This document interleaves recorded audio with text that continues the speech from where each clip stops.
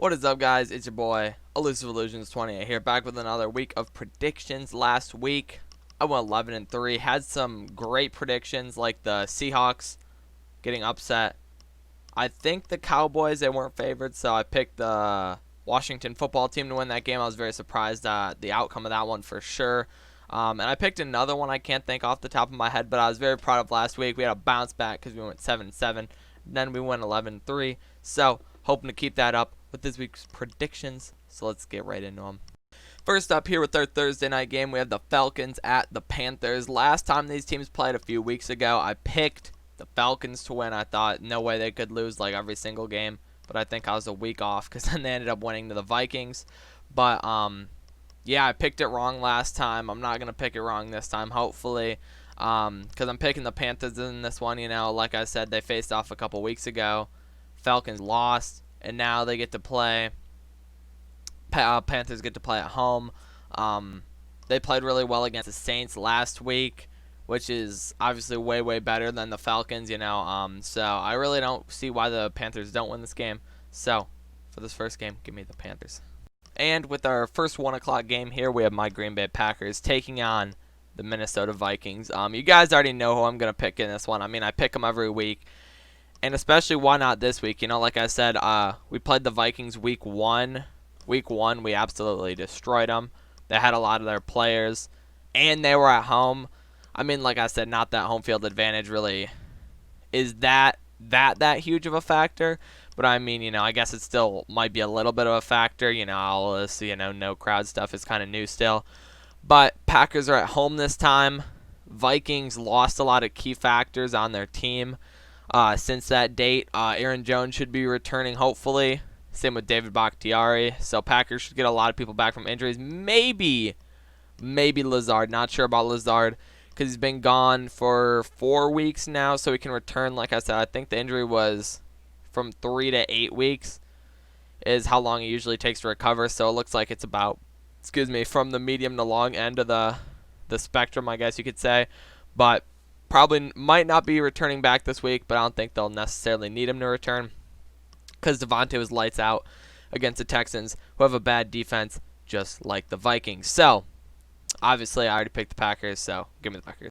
Next up here, we have the Titans at the Bengals. Titans look to make. Whatever, I don't even know how to say anything right now, but Titans looking to have a bounce back game against the Bengals here, and I really think they can because, you know, Bengals, they're good, but I'm just not sure how good they are. Like, bro, they're competing with everyone, which is nice because last year that we didn't see much of that, you know, and now they're actually like competing with some decent teams and all that stuff. So maybe they'll be able to compete here with the Titans, but I feel like the Titans will be able to have a bounce back game, you know, because, you know, losing that game last week kind of stung because it seemed like they were gonna make the comeback possibly, but just fell up short. So I feel like they redeemed themselves and win that week. Well, now we have our free game of the week.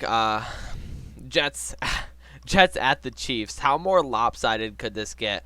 Possibly one of the best teams in the league at home facing off against the worst team in the NFL right now. Possibly since 2016 or even 2008 or maybe ever. I don't know. Chiefs are easily winning this one. I feel like I don't owe anyone an explanation on that one. If you think the Jets are winning, then what are you doing with your life? Unless you're going to put like $1 on the Jets winning, and then you'll probably get like $4 billion back in return. The line's probably like 30 points. The Chiefs win, but you know, give me the Chiefs. Next up, we have the Colts at the Lions. I picked the Lions last 2 games wrong. They've won back-to-back now. I feel like I'm kind of being forced to pick the Lions here because if I pick them wrong 3 weeks in a row, then I'll really be in trouble. You know what I'm saying? I don't want to get another Lions game wrong. Not totally confident on this pick, you know, but I've been looking at the Colts stats and stuff like that. The last 2 weeks they've averaged 29 points allowed, and the Colts are supposed to have a really good defense, even though it's been their offense stepping up, and their offense can be really shaky, especially with Phillip Rivers. Phillip Rivers is known for throwing a lot of dumb interceptions. which could definitely happen in this game. If the Lions play a little bit of defense. Lions don't have the best defense, but, if Rivers makes some mistakes, I could easily see the Lions winning this one. If he doesn't, I see the Colts winning this one. But I've known Phillip Rivers for quite a while, and he does make a lot of dumb mistakes more than he doesn't, I feel. So give me the Lions in this one. Next up, we probably have our best 1 o'clock game, as in the most entertaining 1 o'clock game. If you want to watch one, this would be it. Steelers at the Ravens. Steelers currently undefeated. Ravens currently have 1 loss, and that was to the Chiefs. Steelers aren't going to go 16-0. No team is going to go 16-0 this year. I'm going to say it now. Every team loses once at least, right? And I feel like this is going to be the time for the Steelers. They're gonna get their first loss of the season now, because this is the most likely place that it's going to happen. On the road, facing the Ravens. The Ravens' only loss is to the Chiefs, which, like I said, they're a really good team. So maybe the Ravens aren't that good against really good teams. Like, they lost instantly in the playoffs. They lose to the Chiefs, so they do lose to really good teams, which might be a reason why you would say the Steelers would win this game, because the Steelers, we don't really know if they're a really, really good team yet. They did beat the Titans last week, and the Titans were undefeated coming into the game, so you might consider that a really good team. But before that, didn't really play many teams, so now is their time to really prove. So if they win this game, I will say that the Steelers are legit contenders. If they win, fairly. I feel like if something dumb happens, then I'm going to have to still say that, which I don't know. But, if the Steelers win convincingly here, definitely real contenders. But I feel like they're going to lose their first game of the season here, so give me the Ravens. Next up, we have the Rams at the Dolphins. Tua Tagovailoa, I think that's how I pronounce his name, making his debut, or starting debut as a Dolphin. Facing the Rams. Why would they do this? I don't know. Facing one of the better defenses in the league, held the Bears offense to technically 3 points, because they got that scoop and score. I wouldn't consider that. Obviously, it's not the defense's fault. So the defense only allowed 3 points to the Bears offense. I know the Bears offense isn't that good, but it's still, it's still an NFL team, So to hold an NFL team to 3 points, like I said, they were at home, but there was no fans, which should make it easier for the offense to call their calls and stuff, right? So, very impressive game there by the Rams against the Bears, and I don't feel like I can pick against them, such a impressive performance, especially facing a rookie quarterback now going against this good of a defense. I don't feel like it's going to fare well for Tua. He might not have that good of a game, but give me the Rams in this one. Next up here, we have a big game for Bills fans. Bills fans have probably been waiting for this game for a while now. Patriots at Bills. Bills are at home for this game, looking to solidify themselves as the representative of the AFC East here, because I feel like if they beat the Patriots here, they are definitely going to win the AFC East, right? Who else is gonna compete? The Dolphins, they might, but the Bills already beat the Dolphins earlier in the year, so they already have that advantage. Like I said, they play them later in the year, so who knows? But right now, this is a huge game for the Bills, and they're at home, so I feel like they'll definitely clutch it up here. Give me the Bills in this game. Next up here, we have the Raiders at the Browns for our last 1 o'clock game. Raiders, one of the most underrated teams in the league right now, I would say for sure. Facing off against the Browns without OBJ. He's done for the year. Torn ACL.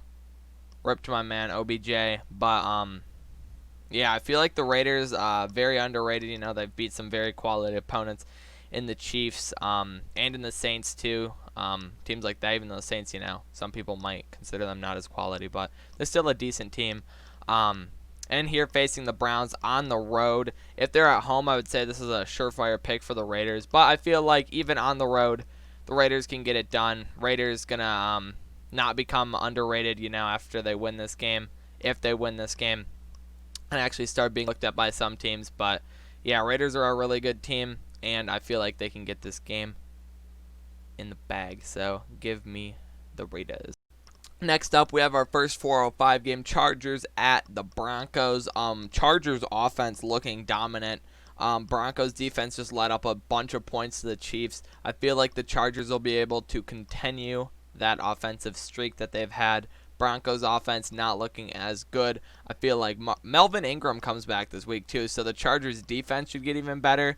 Might not even be a shootout in this one. I feel like it won't be. I feel like the Chargers will get a win by a decent margin in this game. And yes, give me the Chargers in this game. Next up, we have our first 425 game. We have the Saints at the Bears. Bears being exposed for how fraudulent I knew they were on Monday. Was an easy pick for me to make. Knew the Rams would beat them. And here's another game. Saints at the Bears. Saints have another solid defense facing off against the Bears. Like I said, Foles might even get benched this week. Who knows if it's going that bad. I have the Saints winning this game. I feel like the Saints have a better, well, obviously they have a way better offense. I feel like the Bears have a little bit better defense than the Saints, but the Saints have 5 times as good of an offense. Even without Michael Thomas, they could just dump it down to Alvin Kamara. He'll break a bunch of tackles, get in the end zone probably a couple times. Probably, I'm not sure if this is a week to start him in fantasy. I'm not a fantasy expert, but I feel like he'll get a couple scores. Saints, I feel like they'll be able to pick up this dub here, even if it is at Soldier Field. So, for this game, give me Saints. Next up here, we have a very interesting game. The 49ers at the Seahawks. 49ers are good again? I don't know. 49ers defense has been on a tear. And yeah, facing the Seahawks here. Seahawks coming off of a loss. Russell Wilson doing very bad. So this game is super hard to predict based off going the last couple of weeks. Based off looking the last couple of weeks, if this matchup happened week 5, you're like, oh yeah, Seahawks destroy. But now, based off the last 2 games we've seen from both of these teams, you don't really know, because Niners defense can come out, contain Russ. I would see the 49ers winning. The 49ers go back to where they were like just 3 games ago and getting smoked by the Dolphins, then I could easily see the Seahawks winning. You know what I'm saying? And also this might have some MVP race implications as the Niners play the Seahawks this Sunday, and 4 days later they play the Packers, Some common matchup there for Russell Wilson and Aaron Rodgers just within 4 days. So that could determine who takes a dominant lead in the MVP race. If no other person steps up, Mahomes is probably 3rd place right now in the MVP race. So this game right here and then the game on next Thursday against the Packers might have some big MVP implications on these games. So Russ is probably going to want to ball out. And that's what I have him doing. Or not necessarily Russ balling out, but just the Seahawks having a bounce-back game in general. Coming off of a loss, a divisional loss into another divisional game. They can't lose 2 divisional games in a row if they want to win this tightly contested division. I mean, same thing with the 49ers, but I feel like the Seahawks are going to get it done. So, give me the Seahawks and a bounce-back win. Next up, we have Sunday night Cowboys at Eagles. Probably an easier game for me to pick. Eagles are at home. Cowboys are starting God knows who. Freaking Ben DiNucci, is that his name? Like the 7th rounder rookie? Like what? But he definitely wasn't expecting to play, but here he is. Week 8 starting against the Eagles, right? If Andy Dalton doesn't pass concussion protocol, right? Because I think he had a concussion. I don't even know. I mean, it looked like that for sure, and I'm pretty sure that's what it was. But Ben DiNucci might get his first start here. I have not heard anything about this man. He could be the next Patrick Mahomes. Who knows? And then they could just get rid of Dak Prescott. But most likely he's not the next Patrick Mahomes. Most likely he's going to get absolutely swallowed up as the Cowboys' offensive line is absolutely diminished. Eagles should get a healthy win in this game, just because divisional and Sunday night might be a little bit closer, but who really knows? So, but still, give me the Eagles. And ending it off on what is probably the worst Monday night game I've ever seen in my whole entire life. Buccaneers winning this game. Not even gonna say. You guys can see it for yourself. Giants, dude. Who gave the Giants a Monday night game? Like who? This schedule was decided after they knew that Tom Brady went to the Bucs, right? I think. I'm not 100% sure on that. They were pretty close. But, bro, if you knew the Bucs were going to be this good, And you, like, bro, the Giants, you pretty much knew they were going to be sucky with or without Saquon. And now without Saquon, this is definitely the worst matchup you'll, like, ever see in your life, dude. Like, bro, this is going to be the Monday Night Massacre 2.0, bro. Like, who gave them a Monday night game, you know? Might even get switched out. Who knows, bro? Just like the Bucks last game, they were supposed to play Sunday night. Ended up playing at 4:05, so... I mean, most likely not, though. It'll still stay a Monday night game. I appreciate you guys tuning in, though, man. Drop a like and subscribe if you guys are new. And I appreciate y'all watching. And I'll be back for the next week of predictions. Peace out, guys.